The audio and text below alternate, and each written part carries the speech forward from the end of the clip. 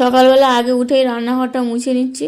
আর এদিকে দেখো সেই 3টে পাখি প্রতিদিন আসে আর ওই ডালে বসবে আর শুধু ঝগড়া করবে। এখন আমার দুধটা গরম করতে বসিয়ে দিলাম, মেয়ে বললো মা খিদে পেয়েছে। রাতের বাসনপত্রগুলো মেজে রেখেছিলাম, সে কটা এখন ওই যে ঝুড়ির মধ্যে রেখে দিয়েছি। ভাতটা বসিয়ে দিয়েছি, ছোটো মেয়ে এখন এই যে দুধ বিস্কুট করে ওকে খাইয়ে দিচ্ছে। আর দুধ বিস্কুটটা খেতে খুব ভালোবাসে। কালকে এনেছিল চিংড়ি, তো চিংড়িগুলো এখন কাটতে হবে, খিদেও পেয়েছে।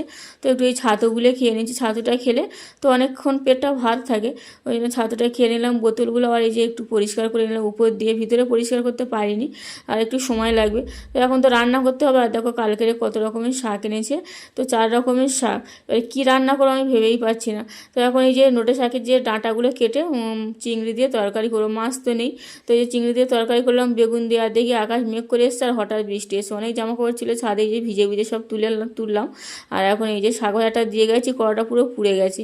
আর এই মেয়ে এখন দই খাবে, ওকে দিয়ে দিলাম, এখন ভাত বেড়ে খেয়ে নিচ্ছি।